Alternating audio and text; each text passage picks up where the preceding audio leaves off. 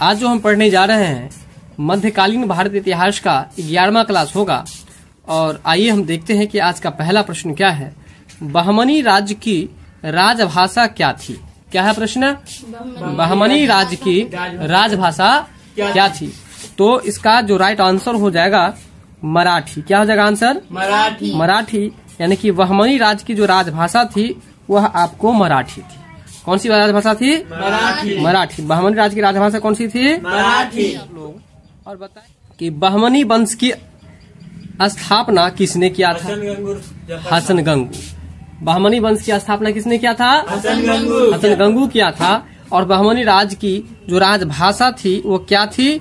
मराठी थी। ठीक है यहाँ तक। इसके अलावा यदि हम वर्तमान में बात करें तो महाराष्ट्र एक ऐसा राज्य है जहाँ की राजभाषा क्या है? मराठी है। याद रखिएगा, महाराष्ट्र की राजभाषा क्या है? मराठी है। चलिए तो बताएंगे आप लोग कि बहमनी राज्य की राजभाषा क्या थी? मराठी। अगला प्रश्न है, बहमनी साम्राज्य का सबसे महत्वपूर्ण तराफ यानी कि प्रांत। तराफ का मतलब क्या होता है? तराफ का अर्थ याद रखिएगा प्रांत होगा। क्या होगा? प्रांत होगा। तो बहमनी साम्राज्य का सबसे महत्वपूर्ण जो तराफ था यानी कि प्रांत था वह आपको गुलबर्गा था। क्या था? गुलबर्गा। बिल्कुल, गुलबर्गा। और याद रखिएगा यहाँ से एक प्रश्न, जब गुलबर्गा आ जाए, क्या आ जाए? गुलबर्गा। और प्रश्न पूछ दे कि गुलबर्गा किस राज्य में है, तो याद रखिएगा इसका आंसर आप कर्नाटक दीजिएगा। क्या दीजिएगा? कर्नाटक। वहीं अगर गुलमर्गा आ जाए, ध्यान दीजिएगा, गुलबर्गा यहाँ पर है, कहीं पर गुलमर्गा आ जाए, म लग जाए, तो वो आंसर उसका हो जाएगा आपको जम्मू कश्मीर। क्या हो जाएगा? जम्मू कश्मीर। यानी कि गुलबर्गा किस राज्य में है? कर्नाटक राज्य में। और गुलमर्गा किस राज्य में है? जम्मू कश्मीर में। याद रखना है, प्रश्न कहीं कहीं देखने को मिल जाता है। आइए प्रश्न फिर से चलते हैं। बहमनी साम्राज्य का सबसे महत्वपूर्ण तराफ यानी कि प्रांत जो था वो क्या था? गुलबर्गा था। क्या था? गुलबर्गा था। अगला जो प्रश्न है, बहमनी साम्राज्य से पृथक होने वाले प्रथम राज्य कौन थे? मतलब बहमनी जो साम्राज्य थे उससे अलग होने वाला पहला राज्य का नाम आपसे पूछा जा रहा है ना? बहमनी साम्राज्य से अलग होने वाला सबसे पहला राज्य यानी कि सबसे पहले जो राज्य अलग हो गया उनसे, वो राज्य का नाम है बरार। क्या नाम है? बरार। बरार। मतलब बरार हो गया बहमनी राज्य से फरार। नहीं, तो इसलिए याद रखिएगा कि बहमनी राज्य से पृथक होने वाला सबसे पहला राज्य कौन सा था? वो बरार था। बहमनी साम्राज्य से पृथक होने वाला प्रथम राज्य कौन सा था? बरार था। और गुलमर्गा कहाँ पर है? गुलबर्गा जम्मू कश्मीर में है। आपका अगला प्रश्न है, बीजापुर के किस सुल्तान ने बीजापुर के किस सुल्तान ने सभी धर्मों के लोगों को प्रशासन में शामिल किया? प्रश्न को समझिएगा। सबसे पहले तो याद रखिएगा कि बीजापुर कर्नाटक में है। बीजापुर के किस सुल्तान ने सभी धर्मों के लोगों को, किस धर्म के लोगों को? सभी धर्मों के लोगों को प्रशासन में शामिल किया। जैसे अभी आप भारत में देख रहे हैं कि राष्ट्रपति बनी हुई है अनुसूचित जनजाति, है कि नहीं? जबकि कुछ दिन पहले की अगर बात करें तो ब्राह्मण को छोड़ करके दूसरे जात को सत्ता में आने ही नहीं दिया जाता था। लेकिन अभी जो है आपको छोटे बड़े कास्ट, सभी कास्ट जो है, सभी तबके के लोग राजनीति में भाग लेते हैं। बात समझ में आ रहा है कि ना आ रहा है? तो उसी तरह से बीजापुर के एक व्यक्ति थे जिनका नाम जो है यूसुफ आदिल शाह। क्या नाम है? यूसुफ आदिल शाह। फिर से बताइएगा। यूसुफ आदिल शाह। यूसुफ आदिल शाह, है कि नहीं? यह सभी धर्मों के लोगों को प्रशासन में शामिल किया। कहा कि देखिए भाई, आप जितने भी धर्म के लोग हैं, सभी धर्म के लोग को यह आश्वासन दिया जाता है कि आप राजनीति में भाग ले सकते हैं, आप प्रशासक बन सकते हैं। प्रशासन में भाग लेने का यह ऑर्डर दे दिया था। कौन?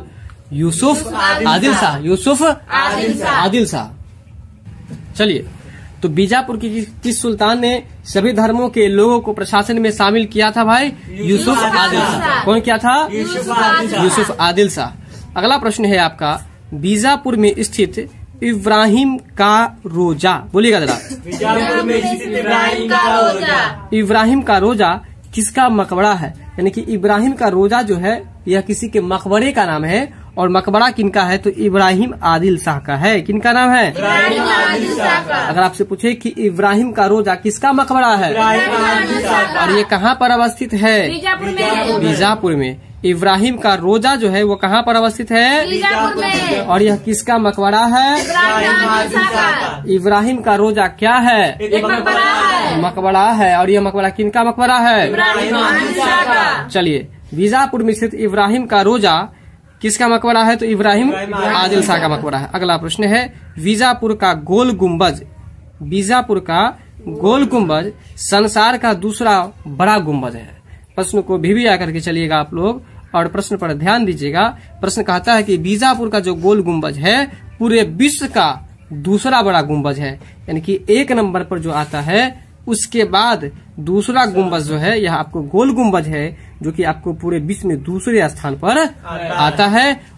और ये जो आप गोल गुम्बज की अगर हम बात करें तो यह गुम्बज भी एक मकबरा है। और यह किनका मकबरा है, तो मोहम्मद आदिल शाह का। किनका मकबरा है? मोहम्मद आदिल शाह का।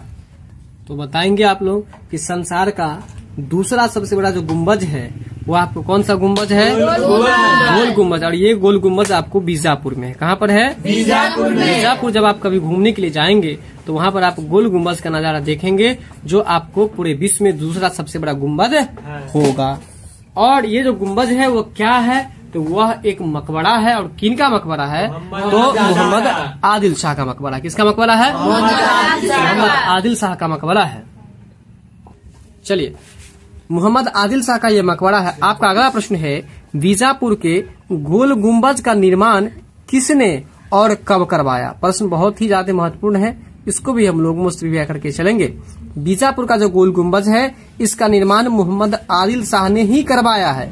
मतलब मोहम्मद आदिल शाह पहले ही कह के गए थे कि जब हम मर जाएंगे तो हमारे समाधि स्थल पर आप ये मकबरा बनवा दीजिएगा और उसका नाम फलाना चीज रख दीजिएगा। और वही हुआ कि मोहम्मद आदिल शाह जब मरा तो उनके समाधि स्थल पर जो है एक गुम्बज बनाया गया जिसका नाम दिया गया गोल गुम्बज, और जो कि विश्व का दूसरा सबसे बड़ा गुम्बज है। और इसका निर्माण जो है 1660 ईस्वी में किया गया है ना। इसका निर्माण कब किया गया है? 1660। तो आप बताइए बीजापुर के गोल गुम्बज के बारे में आप क्या क्या जानते हैं, फटाफट से बताइए। बीजापुर का गोल गुम्बज मोहम्मद आदिल शाह ने बनवाया है, 1660 में बनवाया है। और यह गोल गुम्बज जो है मोहम्मद आदिल शाह का मकबरा है और यह विश्व का दूसरा सबसे बड़ा गुम्बज है। बात यहाँ तक समझ में आ गया होगा। आपका अगला प्रश्न है, 1565 ईस्वी में एक युद्ध हुआ था जो कि आपको हम पहले की क्लास में खूब अच्छी तरीका से बता दिए थे। बताइए कौन सा युद्ध हुआ था? 1565 में तालीकोटा का युद्ध हुआ था। ठीक है, तालीकोटा के युद्ध में भाग लेने वाला अहमदनगर का एक राजा था और उस राजा का नाम जो था वो हुसैन निजाम शाह प्रथम। क्या नाम था? हुसैन निजाम शाह प्रथम। हुसैन निजाम शाह प्रथम जो है उस राजा का नाम था, जो कि आपको अहमदनगर से यह भाग लिया था। किस युद्ध में? तालीकोटा के। कब हुआ था तालीकोटा का युद्ध? यानी कि 1565 ईस्वी में तालीकोटा का युद्ध हुआ और इस युद्ध में अहमदनगर से एक राजा भाग लिए थे जिस राजा का क्या नाम था? हुसैन निजाम शाह प्रथम। क्या नाम था? हुसैन निजाम शाह प्रथम। हुसैन निजाम शाह प्रथम। ठीक है, बात समझ में आ गया। तालीकोटा के युद्ध में अहमदनगर से भाग लिए थे हुसैन निजाम शाह प्रथम 1565 ईस्वी में। ठीक है, अगला प्रश्न है, अहमदनगर की शहजादी। शहजादी का मतलब क्या होता है? आप एक गीत सुने होंगे, है कि नहीं?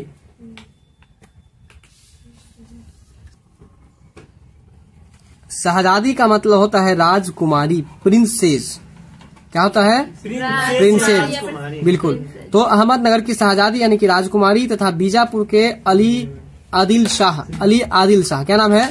अली आदिल शाह की विधवा, है ना? विधवा समझते हैं ना जी। जिसने 1595 से लेकर के 1596 ईस्वी में अकबर के पुत्र मुराद का वीरता पूर्वक सामना किया था। अकबर के पुत्र का नाम जो है आपको यहाँ पर बताया है मुराद। नाम अभी देखे आप, मुराद। इसके अलावा अकबर के 2 और भी पुत्र थे, जिनमें एक पुत्र का नाम जो है दानियाल और दूसरे पुत्र का नाम जो है जहांगीर था। क्या नाम था? जहांगीर। देखिए जहांगीर के बारे में आपको पहले से पता होगा क्योंकि इसका चर्चा बहुत ज्यादा है। और दूसरा रीजन तो ये है कि उत्तराधिकारी के रूप में ये बना हुआ था ना, इसलिए इनका चर्चा आप बहुत ज्यादा सुने होंगे। लेकिन बेचारा दानियाल का और मुराद का कोई चर्चा अभी तक आप लोग नहीं सुने थे। लेकिन आज के बाद ध्यान रखिएगा कि अकबर को कितने पुत्र थे। एक का नाम दानियाल, दूसरा का नाम मुराद, तीसरा का नाम जहांगीर। एक बार पुनः हम आपको बताते हैं, याद रखिएगा। अकबर के पुत्र का नाम जो कि उनका उत्तराधिकारी भी बना था जहांगीर था। और जहांगीर के बाद जो है उनके दूसरे पुत्र का नाम मुराद था और तीसरे पुत्र का नाम दानियाल था। तो याद रखिएगा अकबर को कितने पुत्र थे। और अकबर के पिताजी का नाम हुमायूं था। ठीक है, चलिए एक बार पुनः प्रश्न पढ़ाइए। अहमदनगर की शहजादी तथा बीजापुर के अली आदिल शाह की विधवा जिसने 1595 से 96 ईस्वी में अकबर के पुत्र मुराद का वीरता पूर्वक सामना किया था। अकबर का जो बेटा था, कौन? अकबर का जो बेटा था है ना मुराद, उनसे लड़ाई किया था, उनसे संघर्ष की थी कौन? तो एक थी अहमदनगर की शहजादी और दूसरी थी अली आदिल शाह की विधवा यानी कि पत्नी। वो 1595 से 1596 ईस्वी में अकबर के पुत्र के साथ वीरता पूर्वक लड़ाई किए हुए थे। उनका नाम था क्या चीज? चांद बीबी। क्या नाम था? चांद बीबी। ठीक है, ये चांद बीबी जो थी यह आपको बीजापुर के अली आदिल शाह की विधवा का नाम था चांद बीबी। बात समझ गए? यहाँ तक क्वेश्चन समझ में आ गया। अब जो आपका अगला प्रश्न है, अहमदनगर की किस वजीर का मतलब होता है आपको प्रधानमंत्री, है ना। अहमदनगर के किस वजीर ने शाही सेना में मराठों की भर्ती कर गुरिल्ला युद्ध पद्धति की शुरुआत की थी? याद रखिएगा, बहुत ही महत्वपूर्ण ये पद्धति है, गुरिल्ला युद्ध पद्धति। बोलिएगा जरा, गुरिल्ला युद्ध पद्धति। गुरिल्ला युद्ध के बारे में चर्चा कर रहे थे। समझिए, अहमदनगर के किस वजीर ने शाही सेना में मराठों की भर्ती कर गुरिल्ला युद्ध की शुरुआत की थी? अब यहाँ से एक प्रश्न आप लोग याद रखिएगा कि भारत में गुरिल्ला युद्ध का जो जनक था वह आपको छत्रपति शिवाजी महाराज को कहा जाता है। याद रखिएगा, भारत में गुरिल्ला युद्ध का जनक किसको कहा जाता है? छत्रपति शिवाजी महाराज को। ठीक है, और गुरिल्ला युद्ध जो था, इस युद्ध के बारे में जरा समझिए। गुरिल्ला युद्ध एक अपरंपरागत युद्ध का रूप था जिसमें अनियमित सेना के छोटे समूह, सेना का कैसा समूह होता था? छोटा समूह का मतलब उसमें सेना की संख्या, फौजी की संख्या ज्यादा नहीं होता था, कम होता था। जैसे विद्रोही, छापामार, अर्धसैनिक बल के जवान या भर्ती किए गए बच्चों सहित सशस्त्र नागरिक विद्रोह में, हिंसक संघर्ष में, युद्ध में या गृह युद्ध में नियमित सेना पुलिस या प्रतिद्वंदी विद्रोही बलों के खिलाफ लड़ने के लिए घात या तोड़फोड़ करते थे। ठीक है, तो गुरिल्ला युद्ध के बारे में आपको जो भी बताया उसमें से एक बात तो याद हो गया होगा कि भारत में गुरिल्ला युद्ध का जनक किसको कहा जाता है? शिवाजी महाराज को। किसको कहा जाता है? शिवाजी महाराज को कहा जाता है। बात समझ में आ रहा है? यहाँ जो प्रश्न है कि वजीर ने शाही सेना में मराठों की भर्ती कर गुरिल्ला युद्ध पद्धति की शुरुआत की थी, तो प्रश्न है आपको कि अहमदनगर के किस वजीर ने, क्या है प्रश्न? अहमदनगर के किस वजीर ने शाही सेना में मराठों की भर्ती कर दिया? किसकी भर्ती किया है? मराठों की भर्ती करके गुरिल्ला युद्ध पद्धति की शुरुआत कर दी। तो याद रखिएगा कि अहमदनगर के जो मलिक अंबर जो वजीर थे वह मराठों को सेना में भर्ती कर दिया और गुरिल्ला पद्धति की शुरुआत कर दिया। बात समझ में आया? और भारत में गुरिल्ला युद्ध का जनक किसको कहा जाता है? मलिक अंबर को, शिवाजी महाराज को। याद रखिएगा ना। तो एक बार पुनः बताइए कि भारत में गुरिल्ला युद्ध का जनक किसको कहा जाता है? और अहमदनगर के किस वजीर ने मराठों को सेना में भर्ती करके इसके बाद जो है आपको गुरिल्ला युद्ध पद्धति की शुरुआत कर दिया? बताइए। तो मलिक अंबर इसका आंसर हो जाएगा। बात समझ में आया कि नहीं आया?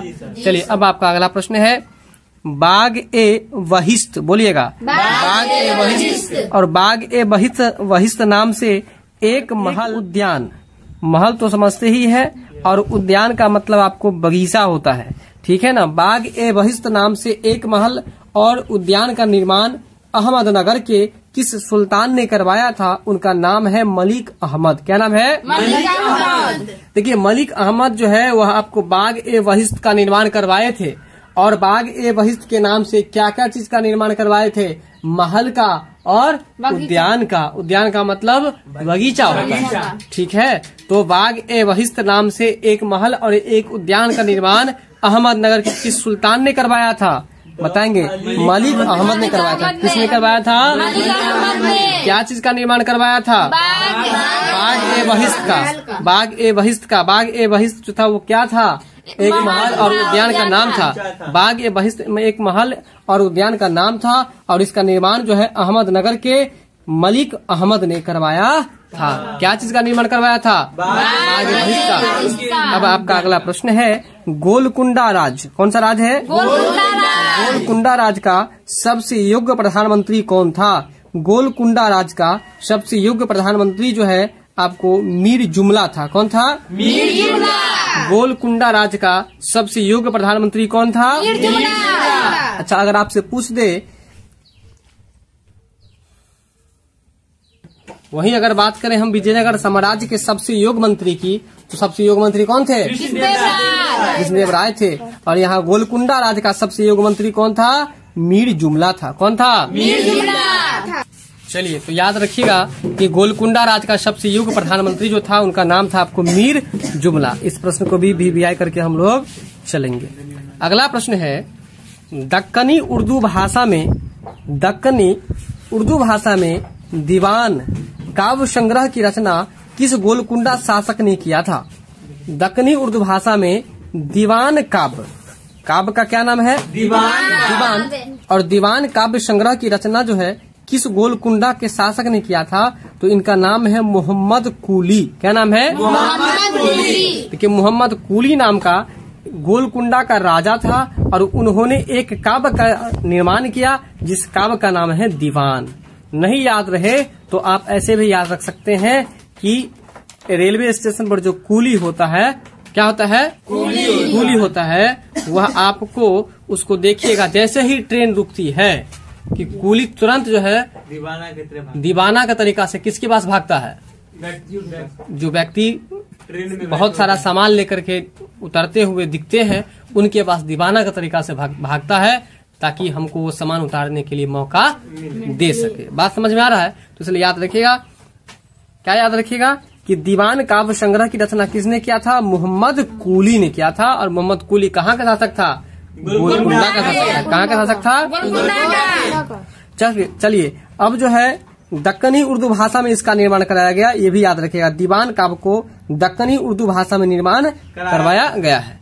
अब आपका अगला प्रश्न जो है, इस पर भी जरा हम चर्चा करते हैं। जौनपुर नगर का नाम? जौनपुर नगर की स्थापना दिल्ली के किस सुल्तान ने और किसकी स्मृति में की थी? जौनपुर नगर की स्थापना, किस नगर की स्थापना?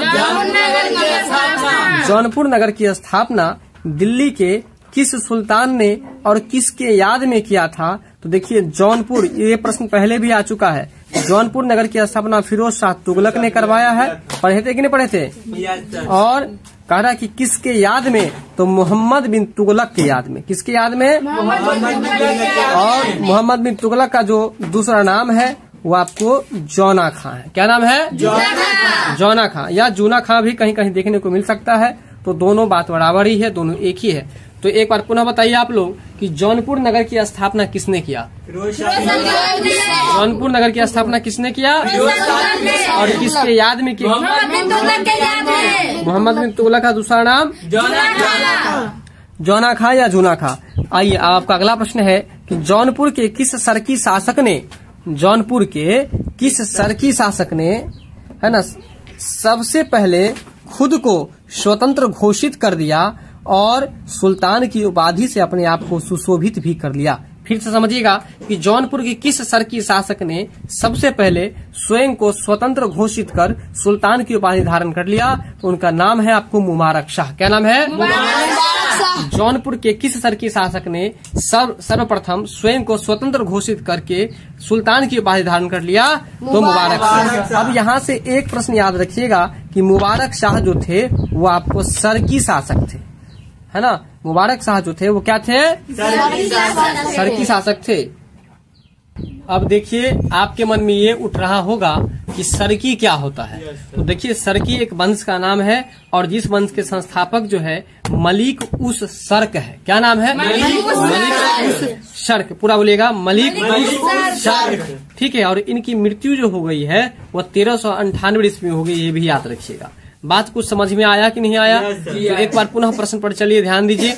जौनपुर के किस सरकी शासक ने, अब सरकी शासक से समझ में तो आ गया ना कि इसका मतलब सरकी वंश के शासक थे। सरकी वंश के शासक थे कौन? मुबारक शाह। कौन? मुबारक शाह। जौनपुर के किस सरकी शासक ने सबसे पहले स्वयं को यानी कि खुद को स्वतंत्र घोषित करके और सुल्तान की उपाधि से सुशोभित कर लिया? उनका नाम था आपको मुबारक शाह। क्या नाम था? मुबारक शाह।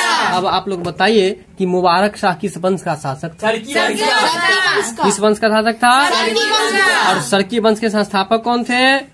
मलिक उस सर्क। क्या नाम था? मलिक उस सर्क। चलिए अब ये बताइए आप लोग कि सरकी वंश के जो संस्थापक थे मलिक उस सर्क, उनकी मृत्यु कब हुई? 1398 ईस्वी में। कब हुई है? 1398 तो मुबारक शाह के बारे में आप लोग क्या जाने, तो एक बार पुनः हम बताते हैं, फिर आप लोग बताइएगा। मुबारक शाह सरकी वंश के शासक थे, ये तो समझ में आ गया होगा।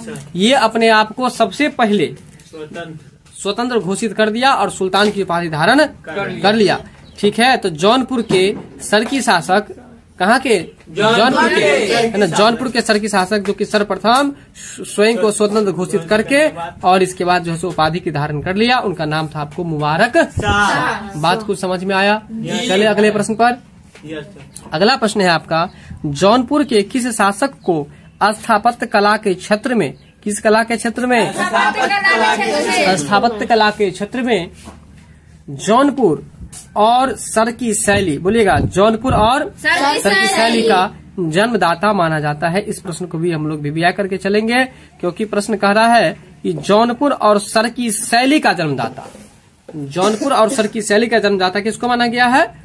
तो इब्राहिम शाह सरकी को। किसको माना गया है? जौनपुर के किस शासक को स्थापत्य कला के क्षेत्र में जौनपुर और सरकी शैली का जन्मदाता माना गया है? इब्राहिम शाह सरकी को। किसको माना गया है? इब्राहिम शाह सरकी को। जौनपुर के किस शासक को स्थापत्य कला के क्षेत्र में जौनपुर और सरकी शैली का जन्मदाता माना गया? क्या माना गया है? जौनपुर और सरकी शैली का। देखिए केवल बैठने से नहीं होगा, बात को थोड़ा समझने का भी प्रयास कीजिए। जौनपुर और सरकी शैली इस दोनों का जन्मदाता माना गया है किसको? इब्राहिम शाह सरकी को। किसको माना गया? अब देखिए इब्राहिम शाह सरकी अगर पूछे कि किस वंश का शासक था तो आप क्या जवाब दीजिएगा? अब तो स्पष्ट ही हो गया होगा आप लोग को कि सरकी एक वंश का नाम है, इसलिए वंश का नाम अपने नाम में जोड़ लिया है। यानी कि इब्राहिम शाह सरकी जो था वो आपको सरकी वंश का संस्थापक था, सॉरी सरकी वंश का शासक था। और सरकी वंश का संस्थापक कौन था बताइए आप लोग? मलिक उस सर्क। मलिक उस सर्क ये जो था आपको सरकी वंश का संस्थापक था। ठीक है। जौनपुर के किस शासक ने स्थापत्य कला के क्षेत्र में जौनपुर और सरकी शैली का जन्मदाता माना जाता है? तो इब्राहिम शाह सरकी को। अगला प्रश्न है, जौनपुर या सरकी शैली का सर्वोत्कृष्ट रचना कौन सा है? सर्वोत्कृष्ट का मतलब सबसे अच्छा, सर्वोत्कृष्ट का मतलब है ना। जौनपुर या सरकी शैली का जन्मदाता अभी किसको माना गया? पहले ये बताइए आप लोग। इब्राहिम शाह सरकी को माना गया है ना। स्थापत्य कला के क्षेत्र में, स्थापत्य कला के क्षेत्र में जौनपुर और सरकी शैली का जन्मदाता जो माना गया है किसको माना गया है? इब्राहिम शाह सरकी को। और यहाँ प्रश्न क्या है? प्रश्न मिलता जुलता, ध्यान दीजिएगा कि जौनपुर या सरकी शैली का सबसे उत्कृष्ट नमूना किसको माना जाता है? तो अटाला देवी मस्जिद को। किसको माना जाता है? अटाला देवी मस्जिद को। देखिए ये मस्जिद का नाम कितना अच्छा है कि मस्जिद मतलब मुस्लिम समुदाय को मतलब निर्धारित कर रहा है, और यहाँ देवी भी लगा दिया जो कि हिंदू धर्म को भी निर्धारित कर रहा है। तो अटाला देवी मस्जिद, बोलेगा फिर से, अटाला देवी मस्जिद। और अटाला देवी मस्जिद जो है यह जौनपुर और सरकी शैली का सर्वोत्कृष्ट यानी कि सबसे अच्छा रचना है। बात समझ में कुछ आया कि नहीं आया? इसको भी आप लोग भी कर लीजिएगा। जौनपुर या सरकी शैली का सर्वोत्कृष्ट रचना जो माना गया है वह अटाला देवी। आपका अगला प्रश्न है कि जौनपुर को अटाला देवी मस्जिद का निर्माण किस शासक ने करवाया? जौनपुर को, आप जो को देख रहे हैं ये का है। जौनपुर का अटाला देवी मस्जिद जो है इसका निर्माण किस राजा ने करवाया है? तो इब्राहिम शाह सरकी ने करवाया है। अगर प्रश्न में ये पूछ दे कि अटाला देवी मस्जिद का निर्माण किस वंश के शासक ने करवाया तो सरकी वंश का। लेकिन अगर पूछ दे कि उस वंश के शासक का क्या नाम था भाई, तो उनका नाम था इब्राहिम शाह सरकी। क्या नाम था? इब्राहिम शाह सरकी। जौनपुर के अटाला देवी मस्जिद का निर्माण किसने करवाया है? इब्राहिम शाह सरकी। इब्राहिम शाह सरकी ने करवाया है। किसने करवाया है? इब्राहिम शाह सरकी। इब्राहिम शाह सरकी ने करवाया है। जौनपुर का स्थापना किसने किया ये बताइए आप लोग? फिरोज शाह तुगलक ने करवाया है। और किसके याद में? मोहम्मद तुगलक के याद में। और उसका दूसरा नाम क्या था? Very good. तो जौनपुर का अटाला देवी मस्जिद का निर्माण किस राजा ने करवाया है? तो इब्राहिम शाह सरकी ने करवाया है। किसने करवाया है? इब्राहिम शाह सरकी ने। इब्राहिम शाह सरकी ने करवाया। अगला प्रश्न है जौनपुर का झंझरी मस्जिद का नाम बताइएगा। झंझरी मस्जिद है ना। झंझरी मस्जिद का निर्माण किस शासक ने करवाया? तो इस मस्जिद का निर्माण भी आपको इब्राहिम शाह सरकी ने ही करवाया है। याद रखिएगा, अटाला देवी मस्जिद का निर्माण और झंझरी मस्जिद का निर्माण, इस दोनों मस्जिद का निर्माण आपको इब्राहिम शाह सरकी ने ही करवाया है। अगर आपसे पूछ दे कि अटाला देवी मस्जिद का निर्माण कहाँ पर किया गया है, तो जौनपुर में। वहीं अगर बात करें हम झंझरी मस्जिद के बारे में, यह भी आपको जौनपुर में ही इसका निर्माण करवाया गया। अब बताइए कि इब्राहिम शाह सरकी ने किन किन मस्जिद का निर्माण करवाया और झंझरी मस्जिद का निर्माण करवाया है? बात यहाँ तक क्लियर हो गया ना। चलिए अब हम लोग चलते हैं अगले प्रश्न पर। जौनपुर के लाल दरवाजा मस्जिद का निर्माण। अब देखिए फिर से एक नया प्रश्न उभर कर आया। जौनपुर के लाल दरवाजा मस्जिद का निर्माण किस सरकी शासक ने करवाया? तो देखिए जौनपुर का जो लाल दरवाजा मस्जिद है, क्या कौन सा मस्जिद है? लाल दरवाजा मस्जिद है। इसका निर्माण आपको मोहम्मद शाह ने करवाया है। किसने करवाया है? मोहम्मद शाह। लाल दरवाजा मस्जिद का निर्माण किसने करवाया है? मोहम्मद शाह ने। जौनपुर के लाल दरवाजा मस्जिद का निर्माण किसने करवाया है? मोहम्मद शाह ने। एक बार फिर से बताइए, जौनपुर के लाल दरवाजा मस्जिद का निर्माण किसने करवाया है? मोहम्मद शाह। और वो मोहम्मद शाह जो थे वो आपको सरकी वंश के शासक थे। किस वंश के शासक थे? चलिए अब आपका अगला प्रश्न है कि सरकी शासकों के दरबार में, है ना, सरकी शासकों के दरबार में रहने वाले प्रसिद्ध हिंदी कवि, है ना, सरकी शासकों के दरबार में रहने वाले प्रसिद्ध हिंदी कवि जिन्होंने प्रसिद्ध ग्रंथ लिखा, और ये आप लोगों को पता है ग्रंथ का नाम है पद्मावत। और पद्मावत किसके द्वारा लिखा गया है? रिसेंट में हम पढ़ा चुके हैं आप लोगों को, मलिक मोहम्मद जायसी। मलिक मोहम्मद जायसी के द्वारा पद्मावत किसके द्वारा लिखा गया? मलिक मोहम्मद जायसी के द्वारा लिखा गया है। ठीक है, एक बार फिर से समझिए, सरकी शासकों के राज दरबार में। अब यहाँ से एक पॉइंट और उभर कर आ गया कि ये जो मलिक मोहम्मद जायसी थे वो किनके दरबार में रहते थे? सरकी शासकों के दरबार में। तो सरकी राजवंश के दरबार में, सरकी शासकों के दरबार में रहने का काम करते थे कौन?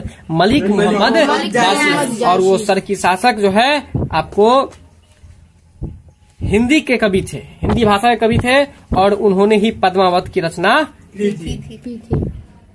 करवाया। बात समझ में यहाँ तक आ गया? आइए अगला प्रश्न है, कश्मीर में हिंदू राज की स्थापना कब और किसने किया है भाई? तो ये भी प्रश्न आपके लिए काफी महत्वपूर्ण है, इसको भी व्याय करके आप हम लोग चलेंगे। कश्मीर में जो हिंदू राज्य की स्थापना की अगर बात हो, कश्मीर जो है आपको खास तौर पर वहाँ पर मुस्लिम समुदाय देखने को मिलेगा, लेकिन कश्मीर में हिंदू राज्य की स्थापना कर रहा कि कब हुआ और किसने किया? तो देखिए सुहादेव नाम का एक व्यक्ति था। देखिए कश्मीर में जो मुस्लिम सब ज्यादा है तो हिंदू सब चूहा बन के रहेगा, तो चूहा से याद रख लीजिएगा सुहा। यानी कि कश्मीर में हिंदू राज्य की स्थापना कब हुआ और किसने किया? तो सुहादेव ने करवाया। और कब हुआ? तो 1301 में। एक बार फिर से बताइए कि कश्मीर में हिंदू राज्य की स्थापना कब और किसने किया?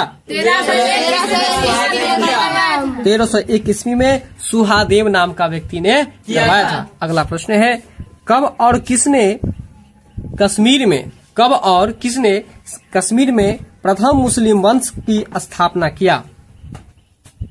आइए प्रश्न पर ध्यान दीजिए कि कश्मीर में हिंदू राज्य की स्थापना कब और किसने किया है? 1301 ईस्वी में सुहादेव ने, है ना। और कब और किसने कश्मीर में प्रथम मुस्लिम वंश की स्थापना किया? प्रश्न है आपके लिए कि मुस्लिम वंश की स्थापना कब और किसने किया है? मुस्लिम वंश की स्थापना कब और किसने किया है? तो देखिए, मुस्लिम वंश की स्थापना कहाँ पर? कश्मीर में प्रथम मुस्लिम वंश की स्थापना 1339 ईस्वी में, और शाह मीर नाम का व्यक्ति था जिसकी उपाधि शमसुद्दीन शाह था, है ना। शाह मीर की उपाधि क्या था?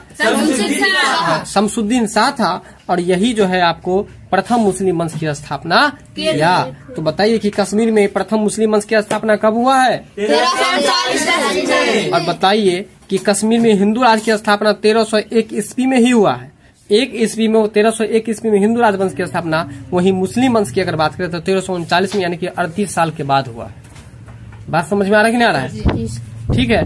तो कश्मीर में हिंदू राज की स्थापना 1301 ईस्वी में सुहादेव ने करवाया था। वहीं अगर कश्मीर में प्रथम मुस्लिम वंश की स्थापना की बात करें तो 1339 ईस्वी में, 1339 ईस्वी में आपको शाह मीर नाम का व्यक्ति था जिसका उपाधि शमसुद्दीन शाह था, वही आपको जो है सो प्रथम मुस्लिम वंश की स्थापना किया। कौन करवाया? शाह मीर का उपाधि क्या था? शमसुद्दीन शाह था, और यही शमसुद्दीन जो है 1339 ईस्वी में, है ना, आपको स्थापना करवाया। बात समझ में आ रहा है ना? आगे जो प्रश्न है उस पर हम जरा चर्चा करेंगे। कश्मीर के किस शासक ने महाभारत और राजतरंगिणी का फारसी में अनुवाद करवाया? ध्यान दीजिए कि कश्मीर के कौन से ऐसे राजा थे जो महाभारत को और राजतरंगिणी को फारसी भाषा में अनुवाद करवा दिया? इनका नाम था आपको जैन उल आबदीन। जैन उल आबदीन। जैन उल आबदीन जो था यह आपको कश्मीर का राजा था, और यह महाभारत को और राजतरंगिणी को हिंदी में अनुवाद करने का काम किया है। हिंदी में, फारसी भाषा में जो है आपको अनुवाद करवाया। कौन करवाया और क्या चीज को करवाया, ये बताइए आप लोग। देखिए,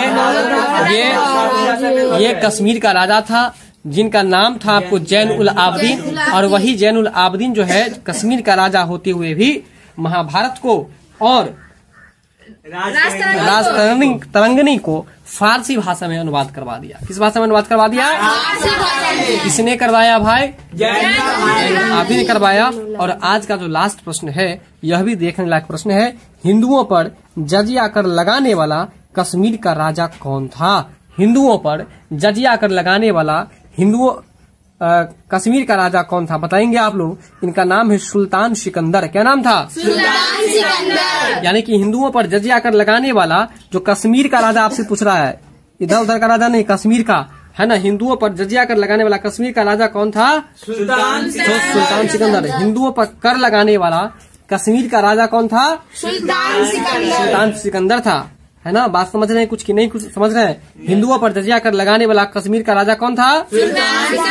चलिए अब आप लोग जवाब देंगे कि कश्मीर में प्रथम मुस्लिम वंश की स्थापना कब और किसने किया? 1339 ईस्वी में शाह मीर नाम का व्यक्ति किया था जिसका उपाधि जो है आपको शमसुद्दीन शाह था। इसके बाद है कि कश्मीर में हिंदू राजवंश की स्थापना कब हुई?